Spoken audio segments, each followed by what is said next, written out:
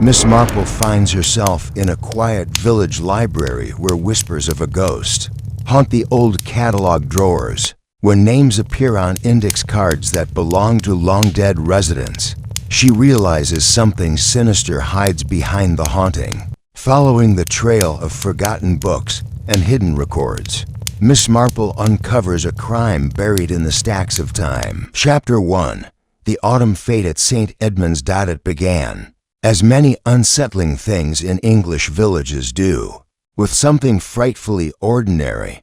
The sun peeked through a shawl of drifting September clouds, casting a sleepy golden light over the village green of limestock parva. The annual Autumn Fete at St. Edmund's was in full sway, tables adorned with rhubarb jam and prize-winning chrysanthemums, children darting past bunting strings with sticky toffee fingers, and the vicar's wife smiling a bit too forcefully behind her apple crumble stall. There was laughter, bell ringing, a raffle with a handware upon bedspread no one particularly wanted, and in the far corner of the churchyard, just past the old stone wall, the faded notice board of the St. Edmund's Lending Library fluttered in the breeze. Miss Marple, seated quietly near the tea urn, was listening to Mrs. Elspeth Denby hold forth on the merits of home pickling. Her own cup sat untouched, her eyes just slightly narrowed, not unkind, but alert. To a casual observer, she might have seemed wholly absorbed in the intricacies of vinegar strength, but in truth her attention was flitting between fragments of conversation all around her. The fete, after all, was more than jam and sponge cake. It was a stage upon which the village played itself, and Miss Marple, knitting tucked neatly into her handbag, had always known how to read the subtext. She only entered the rose competition to needlepoor. Mrs. Randall, muttered a woman in a blue felt hat behind her.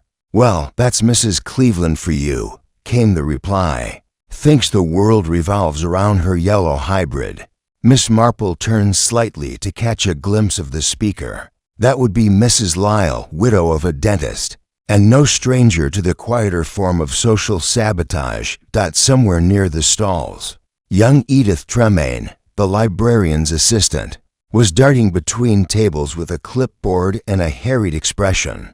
She was thinner than was healthy, with 2 large spectacles and an anxious way of smoothing her cardigan. The kind of girl, Miss Marple often thought, who had grown up trying to vanish into the background and had only partially succeeded. The fete proceeded in its charmingly unhurried fashion. The mayor of Much Dithering gave a short speech about community spirit, which no one listened to, and the children's choir sang an off-key rendition of "Come Ye Thankful People."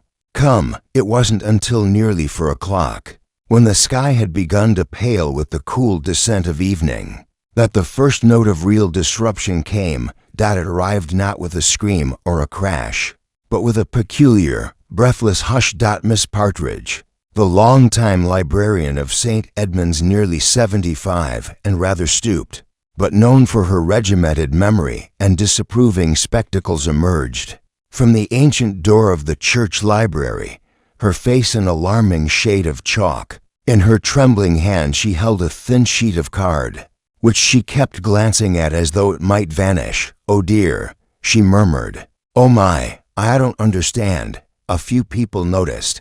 More did when she fainted. The ensuing clamor drew in half the fete. Dr. Hargreaves was summoned at once.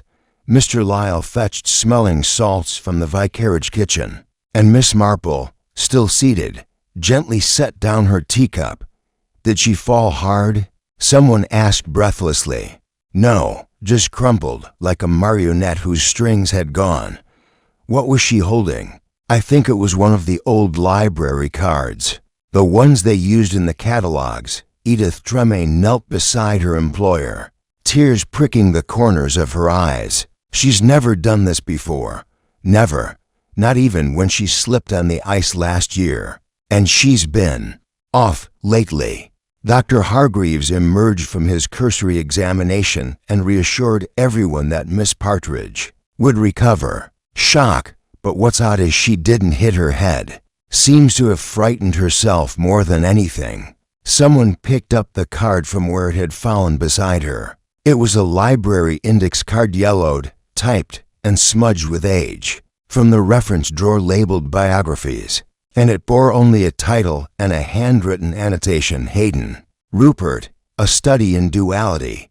Beneath that, scribbled hastily in red ink, deceased found hanging in the reading room. 1963. There was a moment of stunned silence.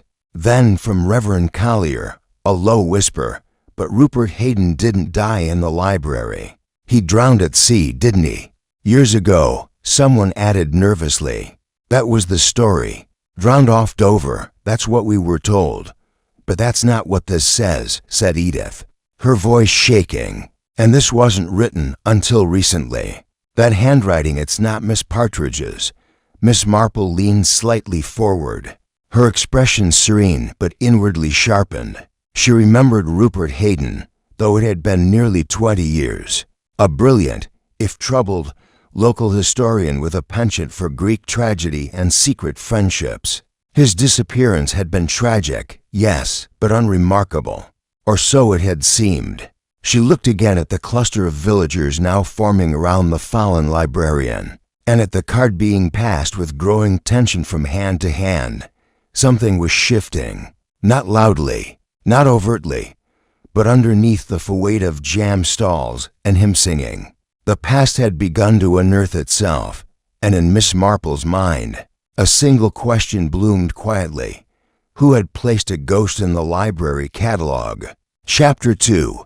The village begins to whisper. By Monday morning, the village of Limestock Parva was thick with speculation, like cream turning just before it sours. The fate was already a memory, a muddle of bunting, rose cake, and unexpected fainting, reduced now to the more thrilling headline of what had been found, or rather, what had been planted, the library catalog card, first dismissed by some as a prank or clerical error, had begun to take on a darker weight in the village imagination. The phrase "found hanging" echoed with sinister resonance, and Rupert Hayden's name, long buried in whispers and vague recollections, had returned to the collective vocabulary of Limestock Parva like a haunting. "Did you hear?" murmured Mrs. Lyle at the greengrocer's. "That Miss Partridge is refusing visitors? Says she's not to be disturbed. Poor woman's nerves, I imagine. She saw something," replied Mrs. Denby, plucking a bruised apple from the bin. "I'd wager she knows something. That Rupert fellow, well, he was never quite right, was he?" "He was clever," said Mr. Shipton, the postmaster, quietly. "Too clever for a village like ours. And too curious. Curiosity," said Mrs. Denby with relish, "killed the cat." Or perhaps, in his case, the cataloger. The gossip spread like ivy, clinging to dry stone walls, slipping into drawing rooms with the morning tea trays, clattering in whispers across cobbled footpaths and hedge-lined walks. Miss Marple, meanwhile, remained in her rose-covered cottage at the end of Church Lane, her fingers steadily knitting a soft blue shawl for the vicar's new grandchild. She did not hurry to the scene, nor ask direct questions. That was not her way. But her ears were open, and her memory was busy rearranging pieces long set aside. Rupert Hayden, a quiet man, oddly attractive in his youth, with his sharp nose and inward-turned smile. He had moved to Limestock Parva from Oxford after a scandal too obscure to ever quite crystallize. Something about disputed research or plagiarism or a professor's daughter. He had spent his days cataloging rare books at the diocesan library, and his evenings walking alone on the heath, where he was sometimes heard talking to himself or to no one at all. And then, one autumn, he had gone, drowned at sea, the notice said, after taking a solitary trip to Dover.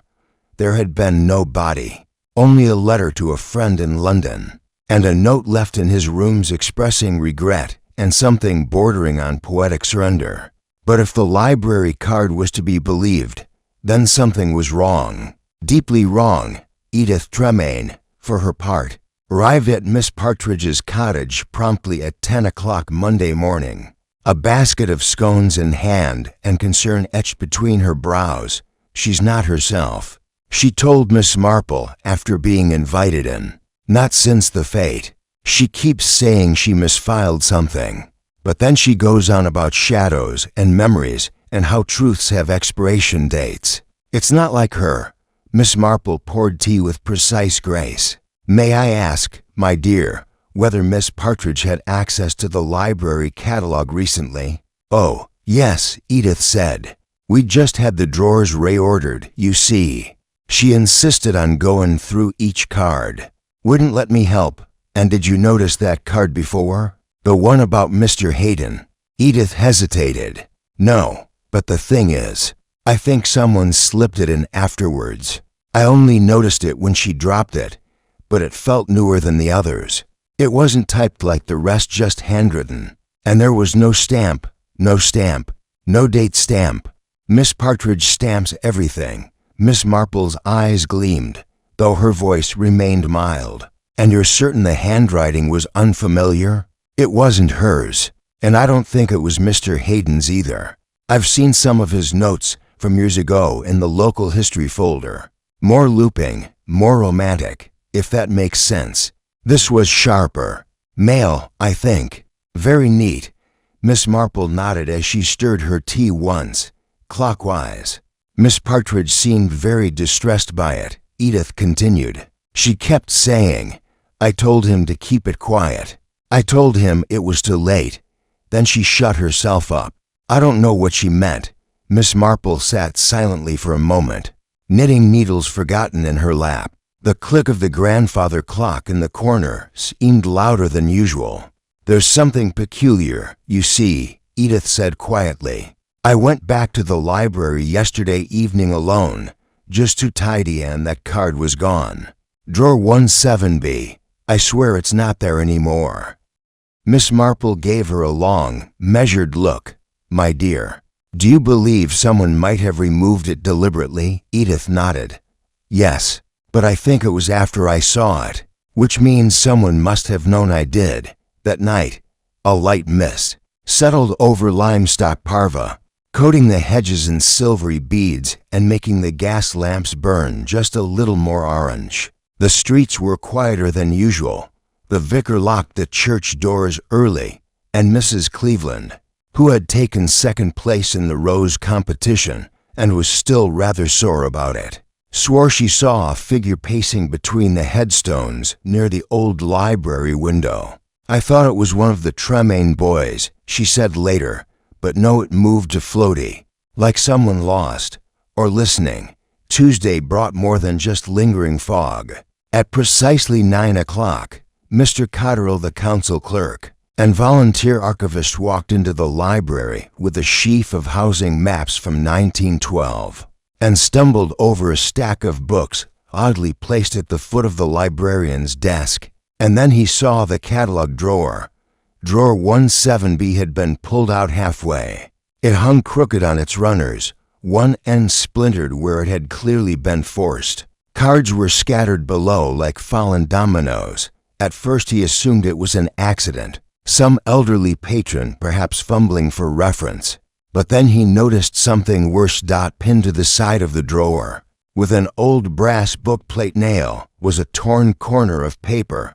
On it, in the same fine, neat handwriting Edith had described, were the words, "You can't catalog a ghost." That same morning, Miss Marple received a most curious letter slipped through her letterbox in a plain envelope with no stamp, no postmark, and only her name, Miss J. Marple, written in a trembling but deliberate hand. Inside was a page torn from a gardening book. The chapter heading read, "Climbing Roses and Their Hidden Roots," and in the margin, underlined faintly in pencil, were the words, "Some roots are better left buried, but not all will stay down." Miss Marple sat for a long time in the morning light, the letter spread neatly before her, the scent of rose petals wafting in through the open window. The village was whispering, but someone, somewhere, had started digging. Chapter 3. The Shadow Behind the Shelves. By Wednesday morning, The library had reopened under a strained quiet, though Edith Tremaine kept glancing over her shoulder as she reshelved books that no one seemed particularly interested in borrowing. The rustle of pages and distant chime of the church clock marked time in uneasy rhythm. Drawer 17B had been removed, entirely locked away by parish order, and the rest of the catalogue sat unnervingly, undisturbed, as though pretending it had never housed something it oughtn't. Miss Partridge had not returned. Dr. Hargreaves had advised complete rest of the mind, and the vicar had agreed she be left in peace, but there were mutterings and voiced yes, yet stirring beneath conversations about harvest donations and flower arrangements. Miss Marple walked the gravel path to the library shortly after 11's. A fresh shawl wrapped around her shoulders and an expression of gentle resolve. The building itself, nestled against the old graveyard wall, was quaint enough stone. Walls mottled with age, ivy curling up the sill of the east window, and a carved lintel above the door that read Sapientia dedicavit sibi damum. Wisdom has built herself a house, Miss Marple murmured aloud. One wonders who's still living in it. Edith looked up from her desk, surprised but relieved. Miss Marple, I wasn't expecting you. Oh, my dear, said Miss Marple kindly. I thought I might drop in and borrow something. I find that mysteries, good fictional ones, have a strange way of clarifying the mind. Edith flushed. Of course, though I can't say the catalogue is much help at present. I rather thought not. They exchanged a look, I heard. Miss Marple said lightly about the note that was found tacked to the drawer. Quite the dramatic sentiment. You can't catalogue a ghost. It does seem rather determined to be remembered, doesn't it? Edith nodded. I wish it had stayed buried, whatever it is. There's something here, Miss Marple. I know it. Something old and wrong. Miss Marple took a moment to inspect the shelves, her fingers trailing along the edge of a row, labeled Local Histories. A few volumes were worn to near crumbling, the gold lettering on their spines barely legible. May I? She asked, withdrawing one. Edith nodded. That one's rarely touched. It's Mr. Hayden's compilation. He started it before he disappeared. Fragments of Limestock. Miss Marple opened the book carefully. The first page bore the dedication, to those who observe, but do not speak. A faint smile tugged at her lips, rather appropriate. She turned pages slowly, noting dates, clippings, and oddly poetic annotations. One page contained a photograph of the church library taken sometime in the 1930s. Another page bore a marginal note in Hayden's distinctive, flowing hand. Every village contains a twin version of itself it chooses not to see. She closed the book gently. Did Mr. Hayden ever seem troubled? Edith looked uncertain. I wasn't old enough to know him well, but Mum says he kept to himself. Had arguments with the church committee about access to archives, something about family records. Miss Marple folded her hands. And did your mother say whether anyone in particular disagreed with him?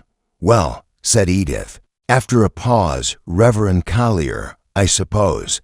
He was a curate then, much younger, but very serious. They say he and Mr. Hayden clashed about theology, of all things, and about the portrait. Miss Marple's brow arched delicately. Portrait? Oh, it's nothing really. Just an old painting that hangs in the north stairwell. The subject's unknown, but the rumor was it was Mr. Hayden's grandfather, or perhaps someone from the Hayden estate that burned down after the war. People say Rupert believed it held some key to his lineage. He was obsessed. Miss Marple filed this away carefully. And does this portrait still hang where it did? Edith glanced toward the back corridor. Yes, but the lights pour back there now. The fittings went out last year. No one ever looks at it anymore. Miss Marple smiled faintly. That seems an excellent reason to do so. She walked the corridor unhurriedly, letting her fingers brush along the wooden rail. The portrait hung in a narrow recess, an oil painting of a young man with intense eyes. and a faintly scornful expression, the kind that suggests secrets rather than beauty. There was no plaque, but in the corner, partially hidden beneath the frame's curling edge, someone had carved into the wood a set of initials, RH, and beneath that, only the forgotten survive. Miss Marple stood there a while. She thought of the card, of the cryptic gardening page, and now the species too carefully hidden to be coincidence, but too subtle to declare themselves openly. Later that afternoon, she took tea with Reverend Collier and his wife, under the polite pretense of discussing the upcoming remembrance service. Of course, the vicar said jovially, we were all terribly shaken by the incident at the fete. Miss Partridge is a dear soul, though a bit prone to melodrama these days. I dare say the library has always had a ghost or two. Indeed, Miss Marple replied, accepting a sliver of seed cake. Only, I wonder what sort of ghost haunts a catalogue drawer. Reverend Collier gave a nervous chuckle. It's all nonsense, of course, superstition. Old buildings inspire odd stories. But you were here when Mr. Hayden worked in the library, were you not? His wife stiffened slightly beside him. Oh yes, he said after a moment. Bright fellow. Passionate. Miss Marple gave her a long, measured look. My dear, do you believe someone might have removed it deliberately? Edith nodded. Yes, but I think it was after I saw it, which means someone must have known I did. That night, a light mist settled over Limestock Parva, coating the hedges in silvery beads and making the gas lamps burn just a little more orange. The streets were quieter than usual. The vicar locked the church doors early, and Mrs. Cleveland, who had taken second place in the rose competition and was still rather sore about it, swore she saw a figure pacing between the headstones near the old library window. I thought it was one of the Tremaine boys, she said later, but no, it moved to floaty, like someone lost, or listening. Tuesday brought more than just lingering fog.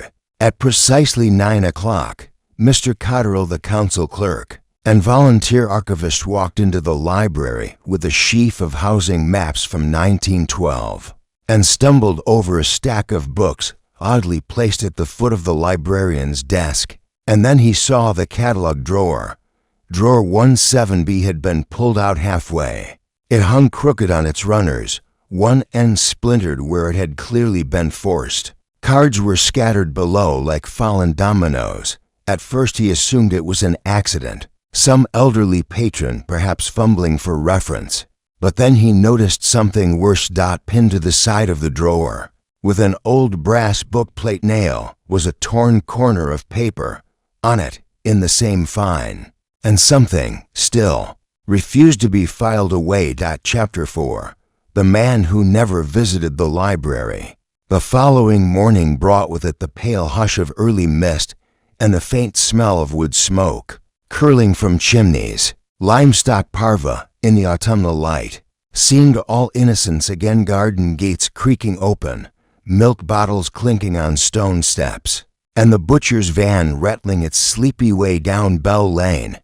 But beneath the calm, something was shifting. The village's collective mind, like an old phonograph, had begun playing a forgotten tune.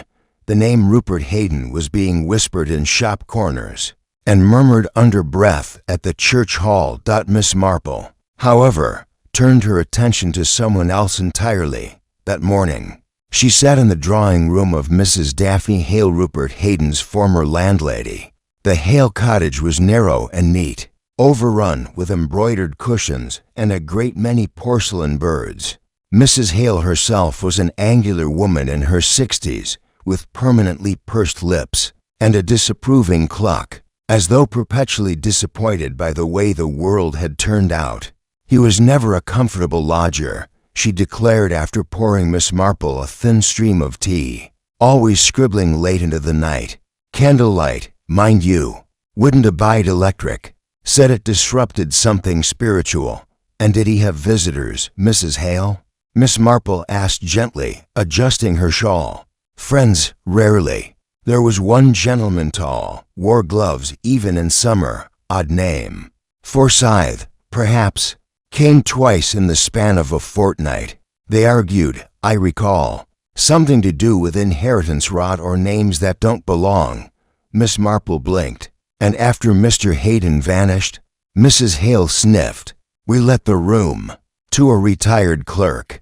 But I always said Rupert left something behind. Not in the wardrobe or drawer in the air. There's a feeling about that room, like someone listening who oughtn't. The remark was dismissed with a laugh, but Miss Marple noted the slight tremble in Mrs. Hale's hands as she adjusted the sugar bowl. When she returned to Church Lane that afternoon, Miss Marple found a small envelope awaiting her on the front mat. The writing was blocky, hesitant. Inside, there was a single page, torn from what looked to be a police logbook. Limestock Parish Report, October 14th, 1963. Mr. Rupert Hayden presumed drowned. Witness at Dover Terminal confirms man matching description boarded ferry. No body recovered. Room searched, contents unremarkable. Final note read, I will find peace at sea, where names cannot follow. No foul play suspected. It was unsigned. She studied the page in silence. The phrase where names cannot follow struck her as oddly rehearsed. Miss Marple had known grief. She had seen true surrender in the eyes of men broken by war and women hollowed by loss. Rupert Hayden's final words, by contrast, felt like theater. A curtain drawn with a flourish later that day at the church library. Edith Tremaine greeted her with a nervous smile. Something strange happened this morning, she whispered. Mr. Cotterill, the archivist, asked to see the deed records again. He said something didn't match up with the catalogue. When I brought them out, he looked at one page for a long time, then left in a hurry. Miss Marple tilted her head. Which page? Edith led her to a large folio book. She turned it open carefully to a deed dated 1891. Hayden Estate, Edith said. Transferred to one Walter Jameson after fire damage. No mention of Rupert's family. Miss Marple traced her finger over the text. And yet Rupert believed he was descended from someone linked to this estate. He was obsessed with the Hayden line, Edith said. Told Miss Partridge once that names were rewritten after the fire, that someone erased a claim. Miss Marple nodded, eyes distant. Erased claims. Lost lineage. A house with two names. She tapped the edge of the page. Tell me, Edith, has anyone checked the basement records? Edith blinked. The ones under the floorboards? Yes, I believe older volumes were once stored there, behind the heating unit. Edith hesitated. Only Miss Partridge had the key. Miss Marple smiled thinly. Then perhaps it's time we ask her to lend it. It was just after dusk when they reached Miss Partridge's cottage. The windows were darkened, the lace curtains still. But inside, the librarian sat upright in a wicker chair, her expression vacant but aware. She hasn't spoken much, Edith whispered, but she recognizes people. Miss Marple approached gently. Good evening, Margaret. I hope we're not intruding. Miss Partridge blinked once. I wondered, Miss Marple continued softly, whether I might borrow the key to the library's lower cabinet, the one with the older records. I believe it may help clarify something troubling. There was a long pause. Then, without a word, Miss Partridge reached slowly into her lap, and from beneath the folds of her shawl, produced a small brass key tied with twine. Her hand trembled as she held it out. Edith took it, and Miss Marple laid a hand gently over Miss Partridge's. You did your best, she said. You were only ever trying to protect what should have been seen. But the past has a way of making itself known eventually. That night, the library's lower floor groaned with damp as Edith unlocked the trapdoor behind the heating grate. Dust swirled in the beam of their torch. The steps creaked, and below, amid mildew and forgotten stacks, they found a leather-bound ledger, its cover blackened with age and warped by heat. Inside, the original family records of the Hayden estate, and within that, a single page marked heirs and entailments. Rupert Thorne Hayden, born 1935, direct male heir to George Thorne, Lord of Hayden Hollow. Mother, Cecily Thorne Nee Jameson. Miss Marple closed the book slowly. There it is, she murmured. The name that couldn't follow because someone removed it. A broken claim. A rewritten tree. But why would anyone erase it? Edith asked. Who would benefit? Miss Marple stared into the shadows. Anyone, she said, who built their life on the idea that the Haydens were gone for good. They didn't hear the footstep behind them. Until it scraped against the stone dot, Miss Marple turned just in time to glimpse a shape, disappearing back through the hatch, a coat, perhaps, or a shadow where none should be. Someone had been listening, and someone, still, wanted the past to remain buried. Chapter 5. The Whisper Beneath the Floorboards. The next morning arrived gray and sluggish, as if the village itself was reluctant to rise. Mist clung low to the ground like secrets not yet willing to lift. The church spire vanished into the clouds. Rain threatened, but did not fall. Miss Marple sat by her window at breakfast. The ledger opened beside her, its fragile pages anchored beneath her teacup and marmalade jar. The revelation from the night before still hung in her mind. Rupert Thorne Hayden, rightful heir, quietly erased from the family line. His name burned away in more than just the fire that had consumed Hayden Hollow. Someone had been down there with them. She was sure of it. That scuff on the stone, the faint scent of pipe smoke in the air, and the almost inaudible click of a latch upstairs. Not loud, not desperate, just watchful, intent. She folded the page of heirs again, this time slipping it into a separate folio and tucking it safely within her knitting basket. That same morning, Reverend Collier delivered his sermon in a voice less confident than usual.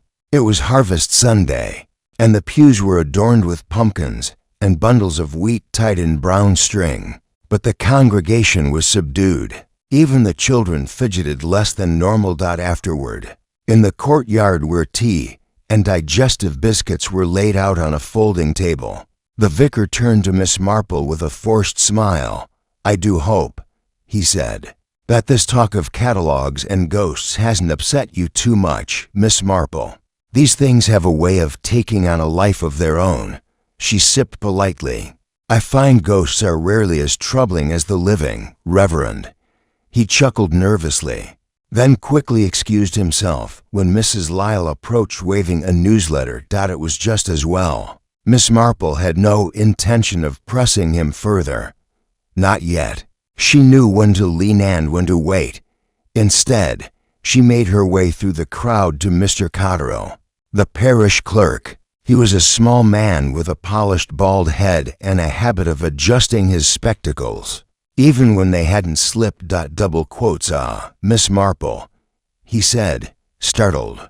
Good heavens, you caught me wool gathering, only in the service of duty, I'm sure, she said gently. I was wondering, Mr. Cotterill, whether you recall approving access to the lower cabinet of the church library recently. He blinked. Lower cabinet? Goodness, no. Haven't set foot down there in years. Ever since the mold got into my lungs. Terribly poor air quality. Even Miss Partridge said it was best avoided. But you looked at the deed records recently. Only briefly. Edith brought them out for me. I was verifying something for the diocese boundary lines and such. Miss Marple's eyes flicked across the courtyard to where Edith was speaking with the mayor's wife. And did anything concern you? Cotterill shifted.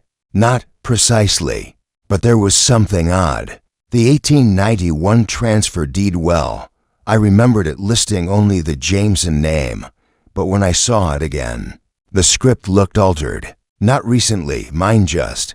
Inconsistent. In what way? The ink was a touch darker in certain lines, as though overwritten. Miss Marple nodded slowly. And if that deed were falsified, even subtly, who would stand to gain? Cotterill frowned. That's hard to say. But the Jamesons, of course, eventually sold the land that became the upper village, much of which is owned now by the Tremaine Trust. Miss Marple's eyes narrowed, just slightly. The Tremaines, as in Edith's family? He waved his hand vaguely. No relation to her, I believe. She's from the branch that moved to Norwich decades ago. The trusteeship was taken over locally by a legal steward, fellow by the name of Alaric Boone. Miss Marple blinked. Boone? I believe he was one of Rupert Hayden's college acquaintances, possibly. I do remember seeing the name in an old alumni pamphlet. Why? But Miss Marple was already making a note in the margin of her church bulletin. That afternoon, she returned to the library with Edith. The place was quieter than usual.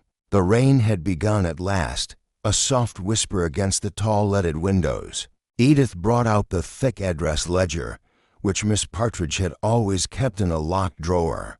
We only have a few names from before 1960, Edith said, unlocking the drawer. But Rupert's visitors would be in the special register. They opened it carefully. The ink was faded, the handwriting angular and spare. Visitors were few. One name appeared 3 times over the course of a month, A. Boone. In the purpose column, Private Research, Hayden Estate Records, Boone, Edith murmured. I didn't recognize the name before.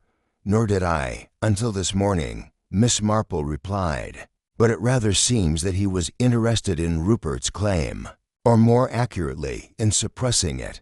You think he changed the records?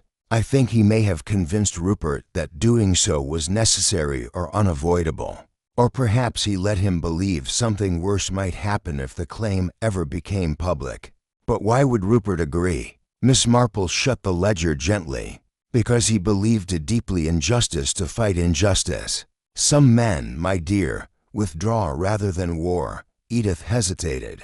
You think he didn't die at sea? Miss Marple looked out the rain-smeared window. I think, she said softly, that Rupert Hayden never made it to Dover. They both fell silent. A knock at the library door startled them. A tall man stood silhouetted in the frame, dripping from the rain. He wore gloves, neatly pressed trousers. A voice that sounded polite. Miss Tremaine? He asked. My name is Alaric Boone. I believe you've been asking questions. Edith Tensed. Miss Marple rose. Ah yes, she said with the lightest smile. Mr. Boone, we were just admiring your handwriting. Boone blinked. I beg your pardon. In the register, she said, gesturing. Though your earlier script on the library card and the margin of the gardening page was more expressive. His smile froze. I'm here, he said slowly, to ensure that old wounds aren't reopened. Not when they were closed, carefully, by all involved. For the good of the village. Miss Marple's eyes twinkled, but not kindly. Oh, Mr. Boone. The trouble with buried things is that they tend to sprout again. He stepped forward. You don't know what you're meddling with, don't I? She said that the moment hung, heavy with history and damp. Then, almost casually, Boone turned, adjusted his collar, and left. Edith stood rooted. Miss Marple walked to the door and locked it behind him. Then she turned to Edith with an air of quiet finality. My dear, she said, I believe it's time we spoke to someone who was there that night, someone who never visits the library, because he remembers too well what it once held. She folded the note from her knitting basket. The gardening page, still faintly scented with rose. The truth, she whispered, is always just under the soil. Chapter 6. The gardener who never spoke of the rain continued through the night, steady as a metronome. By morning, puddles dappled the footpaths like forgotten coins, and the hedgerows seemed to sigh under the weight of water. Miss Marple sat in her parlor with a small slice of seed cake, and her knitting laid aside her mind. Today was on roots, not metaphorical ones, though those were always present in a village like Limestock Parva. No. This morning her attention was fixed on a man who knew literal roots better than anyone.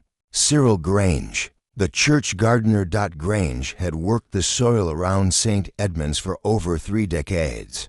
A silent, hunched man with a face so weathered it seemed carved from oak bark.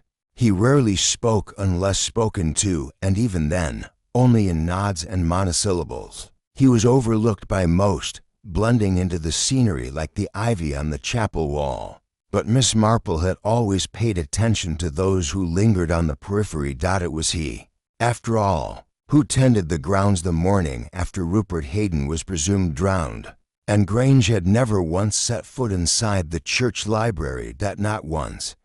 That in itself was curious. By mid-morning, she found him by the light gate, trimming dead blooms from the roses with weather-worn shears. The scent of damp soil hung in the air, rich and raw. He didn't look up as she approached, but she knew he heard her.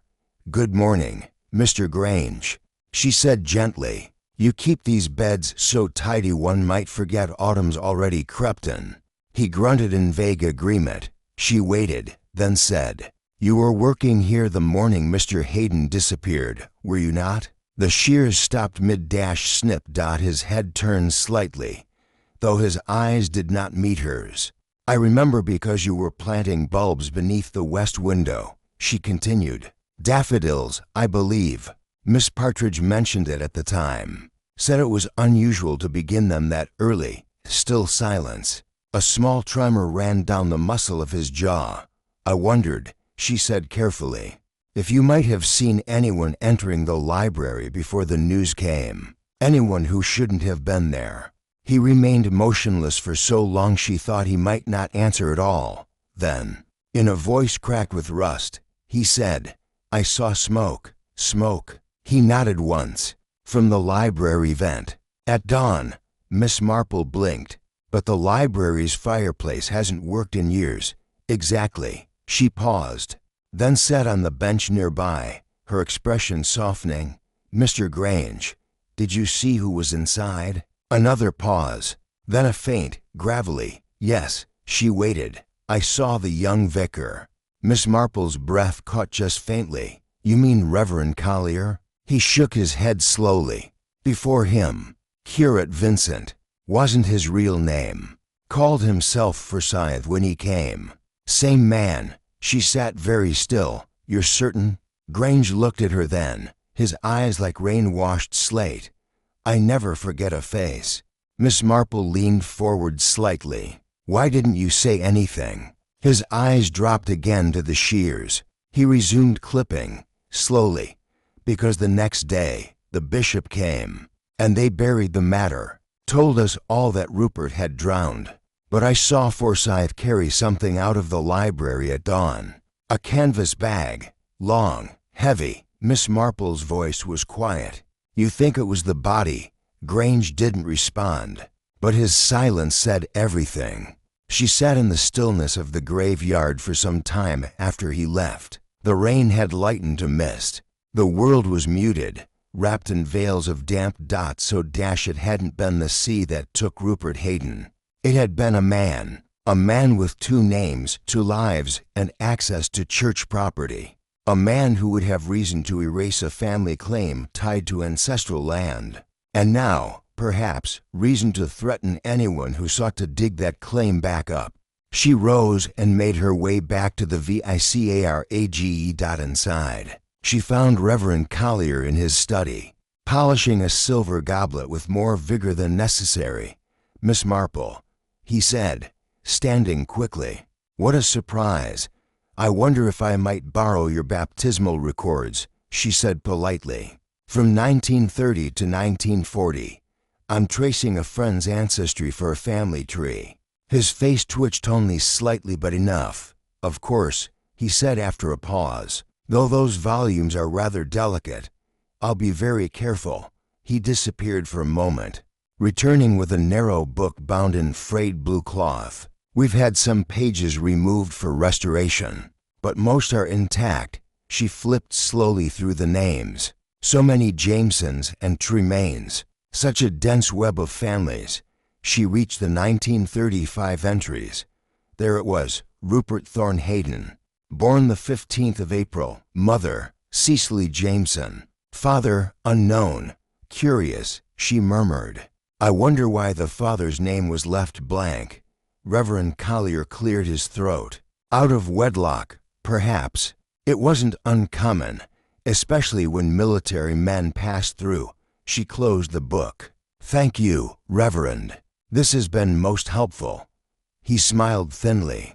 "Of course," but as she turned to leave, she said over her shoulder, "You know, it's strange. The bishop never mentioned visiting Limestock in 1963.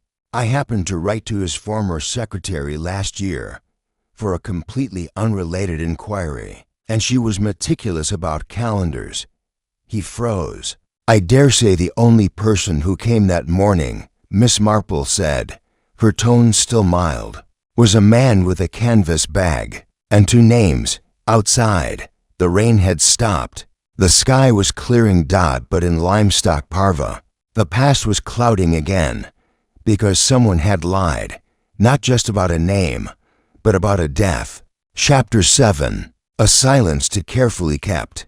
The afternoon light slanted through the windows of St. Edmund's like pale gold spilt across stone. It was too quiet for a village as inquisitive as Limestock Parva, but the silence had weight now, as though the town itself were holding its breath. Miss Marple walked the edge of the churchyard alone, passing rows of aging headstones. As her thoughts traced more recent burials, the kind that occurred not with coffins, but with secrets, she paused before the northern wall, where the older graves leaned at odd angles. Names worn away by wind and time. One of them, she suspected, ought to bear the name Rupert Thorne Hayden, but it did in single quotes T. Instead. There was a shallow depression in the earth just beside the boundary line. No headstone, no marker, just disturbed soil where nothing grew. She turned back toward the vicarage, her steps slow. The conversation with Reverend Collier had left her uneasy. His mask had slipped, if only slightly, and what lay beneath was not merely fear. It was conspiracy, the kind built not out of malice, but preservation. Preservation of what? She needed answers from someone no longer guarded by sermons or standing. Mrs. Ursula Randall, formerly Miss Ursula Denham, had been a secretary at the parish office during the 1960s. She now lived in a modest brick house on the edge of the village, sharing her space with a collection of cats and memories that came and went like old friends. Miss Marple found her tending to the window boxes. "Oh, Miss Marple," Ursula said, blinking beneath her wide-brimmed hat. "What a surprise! I was just deadheading my geraniums. Not that they've bloomed properly in years. Poor dears, they're very fine," said Miss Marple with a smile. "I wondered if I might ask you something, not about flowers, I'm afraid, but about names and files. From the parish, some years ago." Ursula's hands froze mid-prune. "Names?" She echoed. "Yes, particularly Rupert Hayden's. Do you recall what became of his parish record?" There was a pause. Then, slowly, Ursula set down her shears. "They asked me to burn it," she said, voice barely above a whisper. Miss Marple felt no surprise, only the quiet confirmation of something long suspected. "Who asked you?" Ursula looked away. "Curate Vincent. That was what we called him. But the envelope was addressed to a different name, Forsyth. And the record? It contained notes," Ursula said, "about his parentage, mentions of a claim, something about a deed reversal. He made me swear not to tell anyone, said the church would be dragged through shame. He was persuasive." Miss Marple placed a hand gently on Ursula's arm. "You weren't the only one he persuaded." They sat inside for a time, sipping weak tea beside a cabinet filled with ceramic swans. "Do you believe Rupert ever left the village?" Ursula asked at last. "No," Miss Marple said. "I believe he was buried without ceremony, without marker, and without truth. And someone knew that silence would serve them better than scandal." Ursula's eyes filled with quiet remorse. "I was young. I didn't understand what he'd taken from that boy. You were protecting what you thought was sacred." Miss Marple replied, "It's a common mistake." As she rose to leave, Ursula handed her a faded envelope. "I kept one page. I couldn't bear to destroy all of it. I suppose," I knew the lie would find its way back. Miss Marple took it, her fingers trembling slightly. Inside was a typed report. Rupert Hayden birth confirmed via Norwich hospital records. Inheritance potentially viable. Urged to remain discreet pending formal recognition. Objections raised by A. Boone. There it was. In plain letters, Boone's name, his involvement, his attempt to halt Rupert's path before it even began. She returned home as the wind picked up and the trees began their restless whispering. By evening, the whole village seemed to lean inward closer to the truth, but still unsure whether it wanted to hear it spoken aloud. At dusk, Edith Tremaine came to the cottage. Her face was pale, her arms crossed tight across her chest. "I've just come from the library," she said. "There was someone in the back corridor again. I saw the stairwell door open, but when I checked, no one was there." Miss Marple frowned. "Was anything taken?" "No," Edith said, hesitating. But something was added. From her coat pocket, she withdrew a folded slip of paper. It was old creased and foxed, typed on a manual machine. Miss Marple read it silently. "If this is found, know that I never left of my own accord. The truth has roots. The roots are beneath the rose window. The rose window. The north chapel. The exact place where Cyril Grange had said he saw smoke rising all those years ago." Miss Marple stood, her eyes sharper now than ever. "We must go," she said. "Now, before someone returns to erase him again." They crossed the village in a hush broken only by the crunch of damp leaves beneath their boots. The church loomed in silence, its doors already locked for the night. But Edith, shaking slightly, drew out the key from her satchel, the one Miss Partridge had trusted her with. They stepped inside. The interior was still, bathed in the cold glow of stained glass and moonlight. Dust shimmered in the air like forgotten voices. They moved quickly, past the pews and pulpit, through the sacristy, and into the north chapel. The rose window glowed above them, luminous with cobalt and crimson. Beneath it was a patch of stone flooring, uneven, worn. Miss Marple knelt. There, nestled between the cracks, was a seam, faint, deliberate. With Edith's help, she pried gently at the edge. A slab lifted, revealing a shallow recess beneath. A canvas satchel lay inside, wrapped in oilcloth. Beside it, a tarnished ring with the initials RH carved into its signet. And at the very bottom, bone. The room spun slightly. Edith sank to the floor, covering her mouth. Miss Marple took one breath, then two. Her heart beat slowly, calmly. "There he is," she said softly, "where no one would think to catalog him. Beneath a window too beautiful to question." They replaced the stone in silence, their hands cold and shaking. The time for guesses had ended. Rupert Hayden had been buried not at sea, but in the very heart of the church he loved, and someone, perhaps more than one, had built a life atop that lie. Miss Marple turned to Edith, voice low. "Tomorrow we speak to the constable, but tonight we make a list of those who knew, those who helped, and those who profited." She reached for her notebook, already knowing which name would rise to the top. Alaric Boone, the man who catalogued ghosts. Chapter 8. Miss Marple's final test. The following morning brought no sunlight. The sky was a flat expanse of gray, the kind that pressed heavily on rooftops and made even the chimneys seem reluctant to exhale. Yet inside her rose-covered cottage, Miss Marple was wide awake, her breakfast tray untouched, her knitting forgotten beside the hearth. Instead, she was drafting letters neatly worded, modest in tone, each directed to someone who had, until recently, managed to remain comfortably in the background. Alaric Boone, of course, was at the center, but others had circled close: Reverend Collier, Ursula Randall, even the retired parish clerk, Mr. Cotterill. Their degrees of guilt varied, but complicity did not always wear the face of a killer. Sometimes it wore the face of silence. Miss Marple folded the last letter, slid it into an envelope, and turned to the task that would matter most that day, her final test. As she liked to call such moments, a gentle confrontation, quiet but deliberate.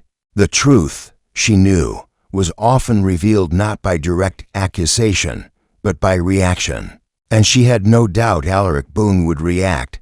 By noon, the small reading room of the church library was tidied. Tea had been laid on the sideboard, and Edith Tremaine had placed a few documents precisely where they would be needed.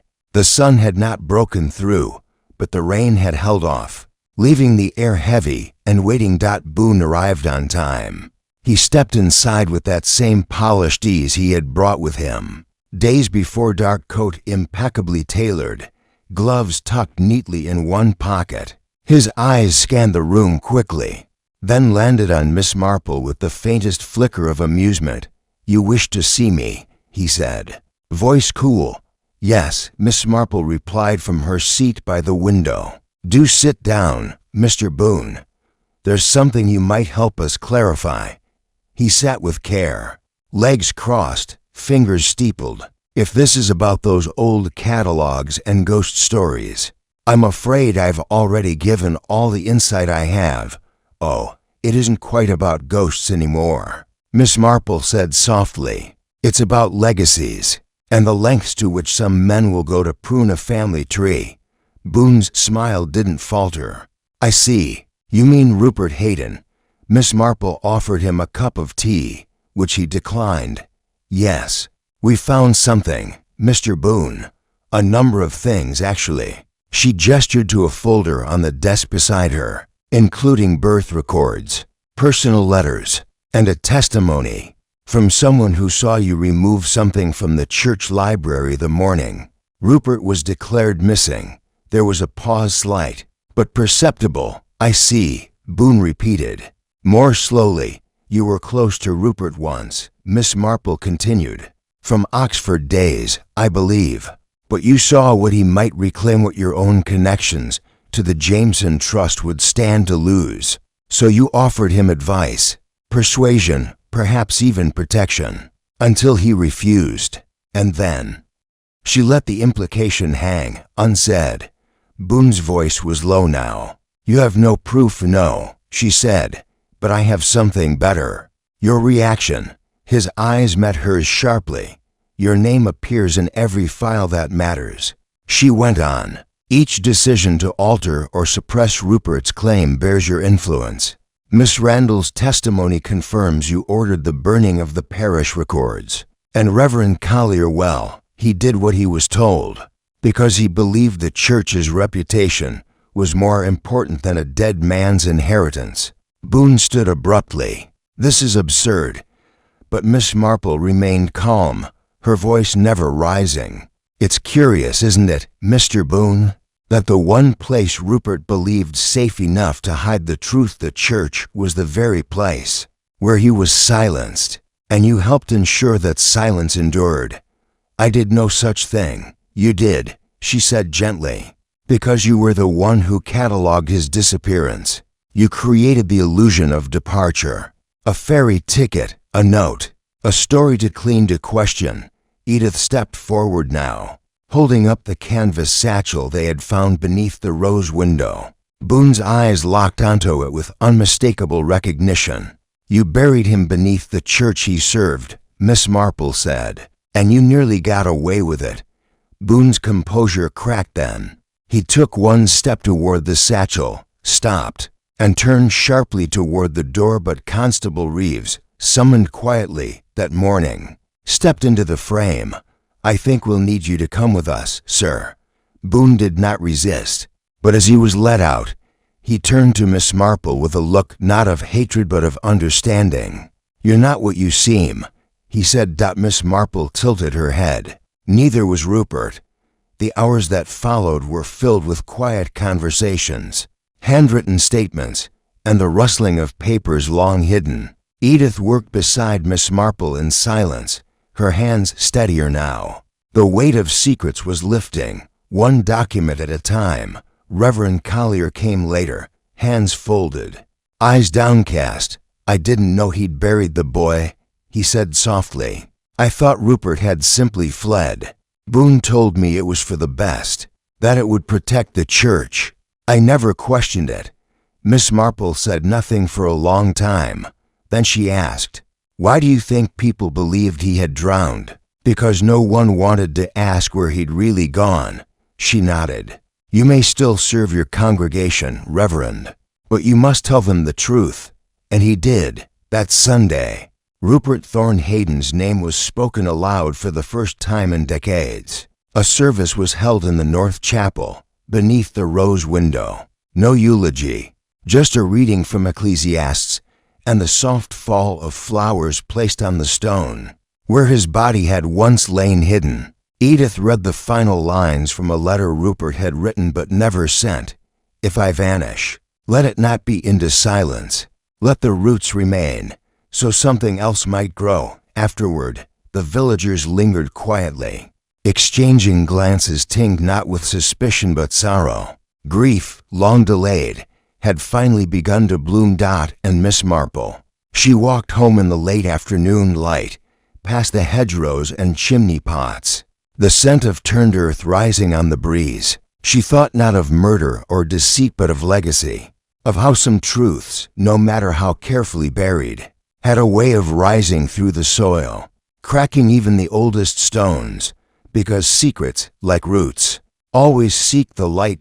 Chapter 9, the letter that waited in the dust. The day after the memorial, the village of Limestock Parva moved with a peculiar hush. It wasn't mourning. Precisely, Rupert Hayden had vanished long before most current residents could remember him. But it was something akin to it, a thoughtful stillness, as if the air itself had taken a pause to acknowledge that something long overlooked had been quietly corrected. At the church, the chapel under the rose window remained open. Flowers still lay where Rupert's name had finally been spoken. A few curious villagers came to pay their respects, whispering soft words that sounded more like apologies than prayers. Miss Marple, however, had not yet returned to the chapel. Her business that morning took her elsewhere, the rear storage room of the church library, where Edith Tremaine waited beside a wooden ladder and a narrow trapdoor. "I remembered something," Edith said, biting her lip. "A story Miss Partridge once told me, about how Rupert used to sneak upstairs to the attic when the library was empty. She said he claimed it was the quietest place in the entire parish." Miss Marple's eyes glinted.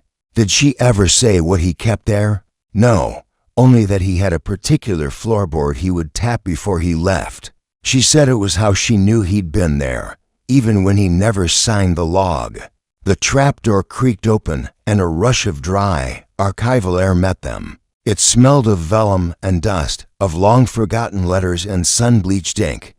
The attic was narrow, sloped under the eaves, its single window warped with age. Boxes lined the floor in haphazard rows, labeled in Miss Partridge's tidy, slanted hand.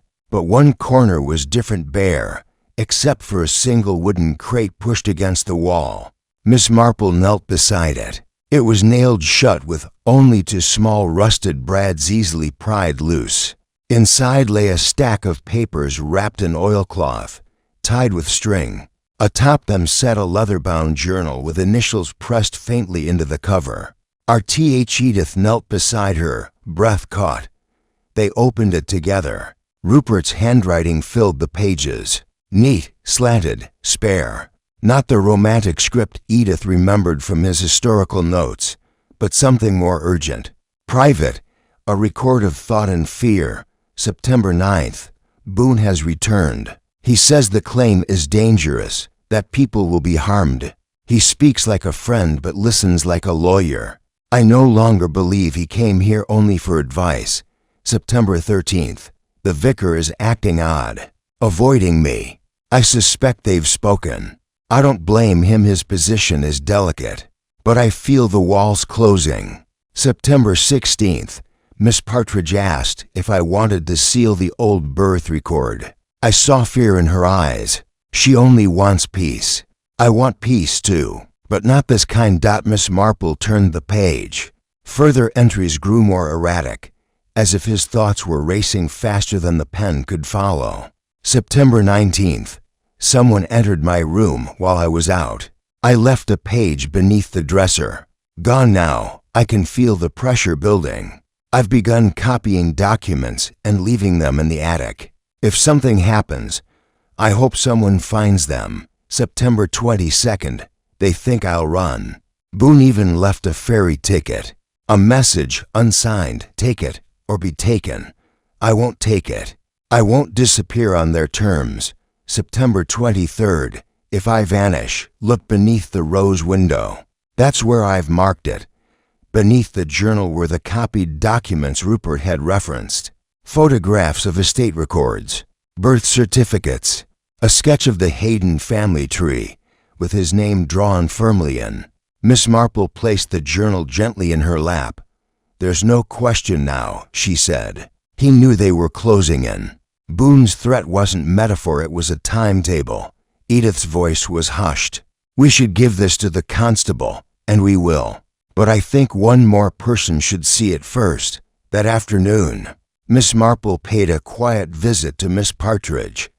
The old librarian was sitting up in her armchair, a blanket over her knees, her expression clear but watchful. The days of panic had ebbed, but something in her manner suggested a mind still recovering from the weight of remembering. "I've brought you something," Miss Marple said gently. She laid the journal in Miss Partridge's lap, letting her fingers feel the worn leather. For a long while, she didn't open it. Then, slowly, her hand turned the cover, her lips parted in a soundless intake of breath. "He left this?" she asked, "in the attic. He trusted you would know where to find it, or that someone would." Miss Partridge read a few lines, then closed the book. Her eyes were glassy but dry. "I told him to burn the claim," she said. "Not because it was false, but because it would ruin too many lives. I thought he'd forgive me one day." Miss Marple said nothing. "I didn't know what Boone would do. Not really. But I suspected. And I did nothing. You protected the village," Miss Marple said quietly. "But you also protected a lie." Miss Partridge nodded. "It's time the truth had its place." That evening, Constable Reeves arrived at Miss Marple's cottage with a clipboard. And more questions than conclusions. Miss Marple handed him the journal and the documents. "These will give you what you need to secure the church site formally and pursue the charges against Mr. Boone. As for Reverend Collier, well, I suspect the bishop will see to his quiet resignation." Reeves, though young, knew better than to ask how she had obtained half of what she was giving him. He accepted the materials with a respectful nod. "Will it hold up?" he asked. Miss Marple smiled faintly. "The law may lag behind justice, Constable, but when they walk in the same direction long enough, they do eventually meet." By nightfall, Limestock Parva felt different, still quiet, still old but changed, as if some layer of dust had been gently brushed away from its surface. It was not celebration. It was not vindication. It was recognition. And for the first time in decades, a space had been made for Rupert Hayden, not in the legal records, not in the catalogue, but in memory. Miss Marple sat by her window that night, a small lamp glowing beside her. She watched the mist gather on the village green, saw the flicker of gaslight at the corner where the library stood. She reached for her knitting, picked up her needles, and began again. A new pattern, a clean road. Chapter 10. The tolling of human nature.